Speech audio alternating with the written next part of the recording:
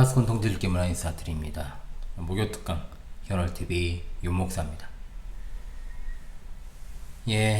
한 해가 조금씩 저물어가는 느낌이 듭니다. 이번 주도 여전히 쉽지 않은 여정이었습니다. 그렇지만 이렇게 또 목요일 특강으로 찾아왔습니다. 특강을 제가 격주로 한다고 했는데 마음이 그게 안 되네요. 그래서 결국 격주가 아니라 매주 그냥 특강을 하고 있습니다. 일단 말씀 두 절만 읽고 시작을 하겠습니다. 고린도후서 2장 15절로 16절입니다. 고린도후서 2장 15절로 16절을 제가 읽고 이렇게 시작을 하도록 하겠습니다. 우리는 구원받는 자들에게나 망하는 자들에게나 하나님 앞에서 그리스도의 향기니 이 사람에게는 사망으로부터 사망에 이르는 냄새요 저 사람에게는 생명으로부터 생명에 이르는 냄새라. 누가 이 일을 감당하리요. 아멘. 우리 동지들도 마찬가지겠습니다만은 우리가 부르진 않습니다만 너는 그리스도의 향기라라고 하는 CCM이 있죠. 너는 그리스도의 향기라, 너는 그리스도의 편지라, 하나님 앞에서 그리스도의 향기니 너를 통해 생명이 흘러가리, 너를 통해 생명이 흘러가리. 반복되는데 이제 2, 3절에서는 단어만 바꾸죠. 생명을 사랑 그리고 기쁨 이걸 이제 바꿔가지고 사랑이 흘러가리, 기쁨이 흘러가리 이런 식으로 이제 반복하는 형식입니다. 여기 보니까 향기라고만 하지 않고 또 편지라고도 했어요. 노래가. 이 두 구절은 성경에서 다른 부분에 또 있습니다. CCM의 맹점이 많이 있는데 그 중에 하나가 여기저기 성경 구절만 그냥 따다가 짜집기를 한다는 거죠. 사용을 한다는 거예요. 그것이 어떤 맥락에서 어떻게 주어졌는지를 고려하지 않고 그냥 짜집기를 합니다. 어찌되었든 CCM을 이야기하려고 한 것은 아니고 현실에서 이 그리스도의 향기라고 하는 부분의 내용을 어떻게 우리 신자들이 적용하는가, 교회가 적용하는가를 이제 거기에 대해서 고찰을 좀 해보도록 하겠습니다. 만일 방금 그 노래가 1절은 그리스도의 향기를 노래하고 이렇게 하고 2절에서는 사망에 이르는 냄새를 노래했다면 이거는 바른 적용이라고 할 수도 있을 것입니다. 성경을 이쪽만 취하고 다른 저쪽은 취하지 않는 거 절대로 바른 방식이 될 수 없습니다. 대부분 여러분 뭐만 이야기합니까? 그리스도의 향기만 이야기합니다. 기도할 때도 그렇습니다. 그러나 여러분 우리는 사망의 냄새이기도 합니다. 구원이 있고 심판이 있는 것처럼 당연히 이와 같은 양방향이 있다는 겁니다. 복음은 이처럼 양면성을 가지고 있죠. 만약에 순종하는 자에게 분명 그것은 복입니다. 그러나 불순종하는 자에게는 그것은 화입니다. 그러므로 이 말씀은 그리스도의 향기를 두 종류로 나눈 것입니다. 구원받는 자들에게나 망하는 자들에게나 우리는 분명 향기는 향기인데 한편에는 생명의 향기가 되는 것이요 한편에는 사망의 냄새가 된다라고 하는 것입니다. 자, 그런데 사망의 냄새라는 말을 하면 좋습니까? 안 좋잖아요. 그래서 생명의 냄새만 편취하는 것입니다. 일면만 있는 것이 아니라 양면이 있음을 전하고 노래해야 그것이 정상적인 복음이 되는 겁니다. 그러므로 이 두 절의 말씀은 교회가 그리스도의 향기로서의 기능을 두 방면으로 수행한다는 걸 보여주는 말씀으로 적용을 하는 것이 맞습니다. 바울 사도가 고린도 교회를 방문하려고 에베소를 출발하여서 마케도니아로 가는 도중에 드로아에 도착하게 되죠. 에게의 북단에 위치한 드로아, 바울 사도에게는 아주 특별한 경험을 했던 곳이기도 합니다. 그가 두 번째 전도 여행에 나설 때 마케도니아 사람 중 하나가 환상 중에 나타나 건너와 도와달라는 부탁을 한 적이 있죠. 그로 인해 배를 타고 에게를 건너 네아폴리를 거쳐 빌립보에 도착했었습니다. 그 기회를 통해서 바울 사도가 그리스도의 복음을 전할 수 있는 문이 열리게 된 것입니다. 그로부터 그리스도의 복음을 듣고자 하는 자들이 많이 있었지만 그는 오래 머물지 않고 그곳을 떠났습니다. 이는 빨리 디도를 만나고 싶은 그의 심정으로 인하여 편안한 마음으로 그곳에 오래 있을 수 없었기 때문이죠. 따라서 드로아에 있는 교회와 성도들을 작별하고 에게를 지나 마케도니아 지역으로 건너가게 된 것입니다. 바울 사도는 고린도 교회 성도들을 향해 그에 관한 언급을 하면서 하나님께서 항상 그리스도 안에서 승리하게 하신 그 사실, 여러 지역에서 그들을 통해 예수 그리스도를 아는 지식의 향기를 나타내시는 하나님께 감사한다는 말을 전했습니다. 그 향기라고 하는 것은 단순히 후각을 자극하는 냄새에 그치는 것이 아니라 인간의 생명에 절대적인 영향을 끼치는 냄새입니다. 또한 그 냄새는 하나님의 자녀들에게는 아름다운 향기로 생명으로부터 생명에 이르는 냄새이지만, 그렇지 않은 불신자들에게는 치명적인 역할을 하는 사망으로부터 사망에 이르는 냄새입니다. 그런데 이미 서두에서 말씀을 드렸어요. 현실에서는 그리스도의 향기와 관련하여 이와 같은 양면성을 다 말하지 않고 그리스도의 향기라고만 부르고 사망의 냄새는 이야기하지 않는 모습들이 있다. 분명히 복음은 양면성을 가지고 있기 때문에 언약에 순종하는 자에게는 복이요, 언약에 불순종한 자에게는 화가 임한다라고 하는 것을 명심해야 됩니다. 그러므로 이 말씀은 그리스도의 향기를 두 종류로 나누어서 설명하는 것입니다. 15절에 분명히 말씀하지 않습니까? 우리는 구원받은 자들이나 망하는 자들에게나 하나님 앞에서 그리스도의 향기니 라고 말입니다. 좋은 것만을 취하고 조금 꺼려지는 것은 취하지 않는 건 뷔페 식당에나 가서 해야 될 일이지, 하나님 말씀에 대해서 취할 태도는 결단코 될 수 없다는 겁니다. 따라서 우리가 이 말씀을 가지고 사람들에게 축복한답시고 손을 내밀고 너는 그리스도의 향기다 이렇게 노래를 불러서는 안 됩니다. 왜냐? 여기서 그리스도의 향기라고 지목된 사람들은 바로 우리입니다. 우리. 누구? 즉 말씀을 맡은 자로서의 바울과 일행들을 말하고 있어요. 한마디로 바울 사도가 자신이 하나님의 말씀을 맡은 사도권을 행사하는 맥락에서 지금 이 말씀을 전달하고 있는데, 이걸 갖다가 눈앞에 있는 사람들 축복하기 위한 말로 사용하는 것이 가당키나 하는 일입니까? 따라서 이것은 말씀 전하는 자들이 사람들에게 그리스도의 향기, 즉 생명의 향기가 되고 때로는 사망을 주는 냄새가 되기도 했듯이, 우리도 하나님의 택하신 백성들에게 그리스도의 향기로서의 역할을 감당할 수 있기를 원합니다. 이 정도 적용하는 것은 충분히 가능하다 이 말입니다. 여튼 그와 같은 사역을 통해서 성삼위일체 하나님의 놀라운 구원의 작정과 섭리사가 드러나게 됩니다. 복음이 가지고 있는 이와 같은 양면성은 분명히 구약에도 잘 드러나죠. 이사야 8장 13절로 15절입니다. 만군의 여호와, 그를 너희가 거룩하다 하고 그를 너희가 두려워하며 무서워할 자로 삼으라. 그가 성소가 되시리라. 그러나 이스라엘의 두 집에는 걸림돌과 걸려 넘어지는 반석이 되실 것이며 예루살렘 주민에게는 함정과 올무가 되시리니 많은 사람이 그로 말미암아 걸려 넘어질 것이며 부러질 것이며 덫에 걸려 잡힐 것이니라. 아멘. 장차 오실 메시아에 대한 예언에 있어 하나님의 자녀에게는 그것이 악을 피할 수 있는 방편이 되지만, 배도자에게는 동일한 돌이 걸려 넘어지게 하는 올무가 될 것이라는 말씀입니다. 하나님께서는 선지자 이사야를 통하여 남북으로 갈라져서 제각각 배도의 길을 걷는 이스라엘 백성들에게 메시아에 대한 예언을 하셨습니다. 앞으로 이스라엘 민족 가운데 오실 메시아는 거룩한 분이시며 모든 인간들이 경외해야 할 분이십니다. 그러나 더러운 배도에 빠진 백성들은 그에 대한 관심을 두지 않았습니다. 이사야는 그 메시아를 반석으로 칭하면서 비유적으로 묘사하죠. 하나님을 믿음으로 세상으로부터 핍박당하던 백성들에게는 그분께서 거룩한 피난처가 되십니다. 하지만 세상을 즐기며 누리는 자들에게는 그가 거치는 돌과 걸려 넘어지게 하는 반석이 되십니다. 예루살렘에 거하면서 종교성을 자랑하고 외형상 그럴듯한 포장을 하고 인간적인 욕망을 추구하던 거민들에게는 그것이 함정과 올무가 되는 것입니다. 이 세상의 유일한 소망이 되시는 메시아께서 세상의 평화와 안락에 취한 자들에게 정반대 심판자 역할을 하게 되십니다. 메시아가 없는 상태에서는 일시적으로 풍요로운 그런 어떤 인생을 누릴 수 있을지 모르나, 악한 자들은 메시아의 강림으로 인하여 그에 걸려 넘어져 뼈가 부러져 사로잡히게 되는 거죠. 우리가 관심 기울여야 되는 게 뭡니까?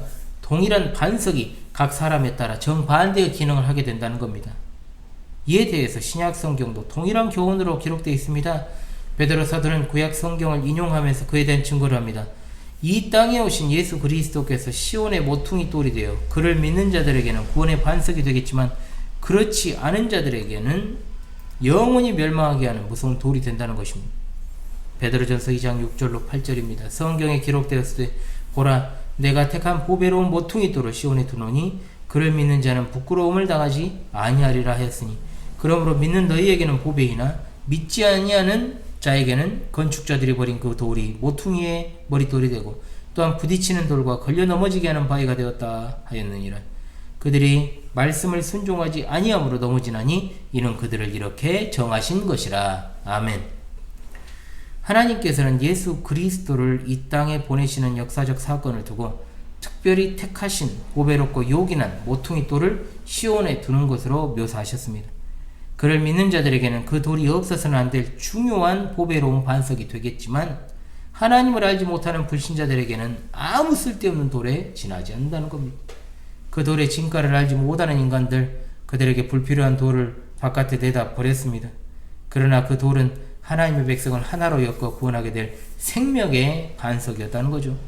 이는 배도에 빠진 유대인들이 예수 그리스도를 예루살렘 성 밖에서 십자가에 못 박아 죽인 사건을 말합니다. 하나님의 말씀을 순종하는 자들은 그로 인해 영원한 생명을 얻게 되지만 그렇지 않은 자들은 그로 말미암아 영원한 멸망에 빠져 부끄러움을 당하게 되는 겁니다. 그러니까 동일한 돌이 사람에 따라 정반대의 기능을 수행한다는 겁니다. 이에 대해 오늘 우리에게도 전혀 변함없이 적용되고 있다는 것을 믿으시길 바랍니다. 교회에 속한 하나님의 자녀들은 예수 그리스도를 통해서 영원한 생명을 보장받습니다. 그러나 예수 그리스도를 불필요한 존재로 알고 멸시하는 자들에게는 영원한 멸망이 기다리고 있을 뿐임을 잊지 말고 이와 같은 복음의 양면성을 잘 인식하여 복음의 전달자 그리고 증인으로서의 역할을 충실히 수행하는 진리의 파수꾼들이 다 되어야 할 것입니다. 아멘. 아유, 꽤 피곤해요. 자, 그리고 그 다음으로 이제 짚고 넘어갈 것이 좀 있습니다. 이거 이제 녹화하는 시점이 좀 피곤한 시점이어서 그렇습니다, 여러분. 그래서 괜찮았는데 갑자기 또 피로가 밀려옵니다. 아까 노래에 나오는 그리스도의 편지를 한번 보죠. 여기까지 해야 이제 마무리가 됩니다. 이 부분도 한 구절 읽겠습니다. 바로 그 다음 장입니다. 고린도후서 3장 3절입니다. 너희는 우리로 말미암아 나타난 그리스도의 편지니 이는 먹으로 쓴 것이 아니요 오직 살아계신 하나님의 영으로 쓴 것이며 또 돌판에 쓴 것이 아니요 오직 육의 마음판에 쓴 것이라. 아멘. 자, 이 말씀 또한 아까 그리스도의 향기와 마찬가지로 개별 성도들에게 손을 들고 축복하기 위한 목적에서 사용될 수 있는 말씀 아닙니다. 궁극적으로 교회를 가리키는 말이요 공적인 의미를 지니고 있다는 거죠. 따라서 이 말씀은 교회가 사도들의 신앙 고백에 속한 예수 그리스도의 편지라는 사실을 알려주고 있습니다. 자, 이 부분에서 바울 사도는 고린도 교회를 향해서 바울 자신을 비롯해서 자신과 함께하는 사람들에 대한 추천을 해야겠느냐라고 반문하죠. 그들이 올바른 신앙을 가지고 있는 신뢰할 만한 성도들인지 그 여부를 보증하기 위해서 새롭게 추천서를 써 보내거나 특별히 추천 절차를 밟을 필요가 있느냐를 지금 묻고 있습니다. 이거는 이미 그들 상호 간에 그리스도 안에서 신뢰하는 관계가 형성되어 있음을 보여주는 거죠.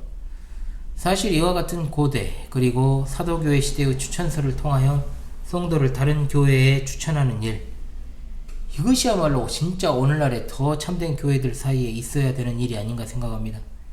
이명제도 자체가 지금 사라져버렸잖아요. 그런 현실이지만 사실 추천서 제도는 더 생소합니다. 이명제도보다. 교회관이 완전히 무너져버린 시대를 우리가 살고 있기 때문에 요즘은 엄두도 못 낸 일이지만 가령 본교회 성도가 일이나 사업으로 인하여 장기간 먼 타지역에 가게 될 경우 교회는 그를 위해서 추천서를 써주고 그것을 가지고 해당 지역교회에 가지고 가서 보편교회 원리를 따라 그를 교회 회원으로 인정하고 성찬에 참여할 수 있도록 하는 제도다라고 하는 것이죠. 그러니까 이명제도하고는 다르게 한시적 방문을 위한 성도의 보증제도인데 저도 이런 것을 하고 싶었지만요. 저희도 잠이 하나 있었잖아요. 이제 돌아왔지만 그런 걸 하고 싶었지만 보낼 곳이 없어가지고 제가 그냥 붙들고 있었던 겁니다. 그리고 어차피 돌아올 것을 알고 있었기 때문에. 요즘 같은 시대에 그런 거 가져가잖아요. 그런데 문제는 오히려 해당 지교회 목사가 교인들한테 찍히죠. 관종신자가 되는 거예요. 그만큼 여러분 성숙한 신앙 환경이 좀 결여되어 있는 한국 교회입니다. 안타까운 일이죠. 어찌되었든 바울 사도는 그들에게 너희는 우리의 편지라 우리 마음에 썼다라고 했습니다. 이 굉장히 중요한 말씀입니다. 그것은 성도 한 사람이 개별적 상태에서 그리스도의 편지라는 뜻을 내포하고 있지만 본질적으로는 교회가 사도들의 신앙 고백에 속한 예수 그리스도의 편지다라는 사실을 보여줍니다. 즉 이 의미는 사적인 개념이 아니라 공적인 의미를 가지고 있다는 겁니다.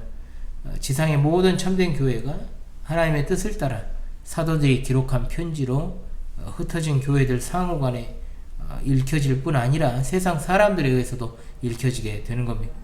이 말은 교회를 통하지 않고는 하나님의 뜻을 구체적으로 알 수 없다라는 의미입니다. 또한 바울 사도는 고린도 교회 자체가 그들을 위한 추천서가 된다고 말하죠. 지상에 존재하는 교회가 곧 사도들을 갖다가 보증하는 추천서 역할을 하게 된다. 이걸 갖다가 말하고 있습니다. 이는 그리스도께서 세우신 사도들과 교회가 본질적으로 상호 밀접한 관계에 놓여 있다는 걸 보여주죠. 바울 사도는 그 사실을 언급하면서 지상의 참된 교회가 예수 그리스도의 편지라는 사실을 강조해 말합니다. 하나님께서 그 특별한 편지를 사도들의 교훈을 통해서 예수 그리스도의 몸된 교회의 모습으로 이 땅에 보내시게 되었습니다.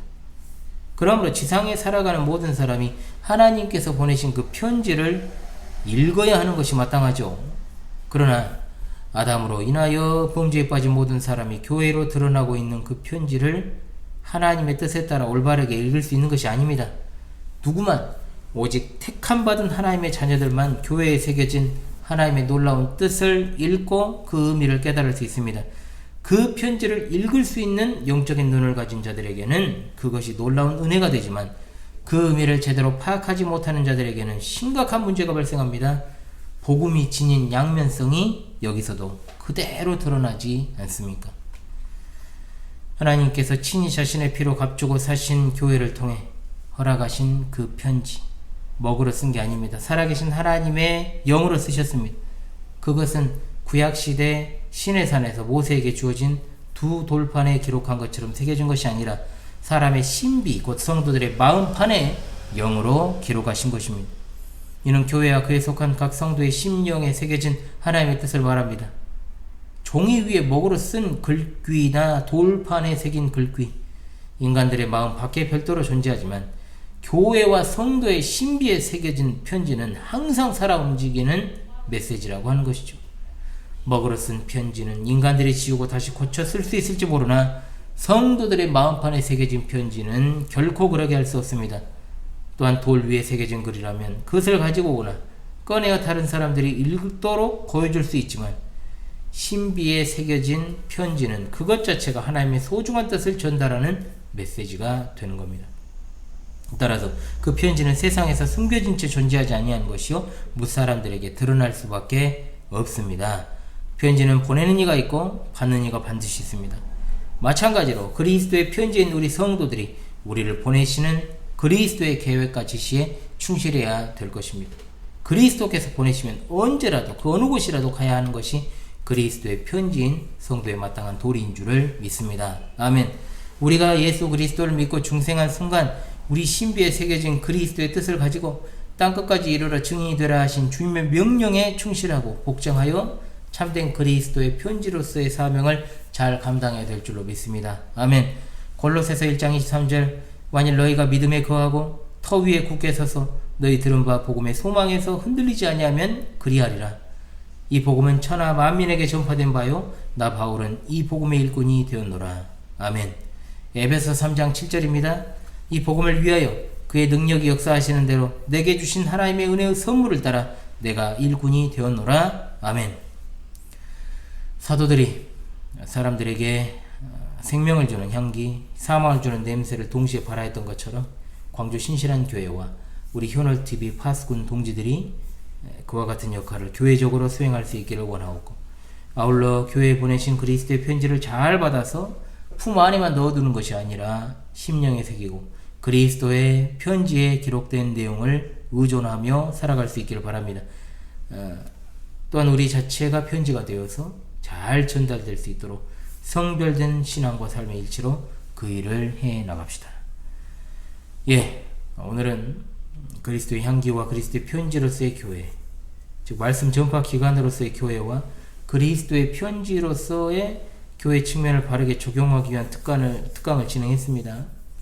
무엇보다 하나님의 말씀을 편취하지 말자는 것이 본 특강의 취지요. 바르게 적용하려면 반드시 바른 해석을 필요로 한다는 것을 생각하시며 더욱더 하나님의 말씀을 의존하여 살아갈 수 있기를 간절히 바랍니다. 자, 오늘도 조금이나마 여러분께 유익이 되었는지 모르겠습니다. 여러분들 감사합니다. 지금까지 모요특강의 견월TV 윤목사였습니다. 여러분 이 시간도 수고하셨습니다.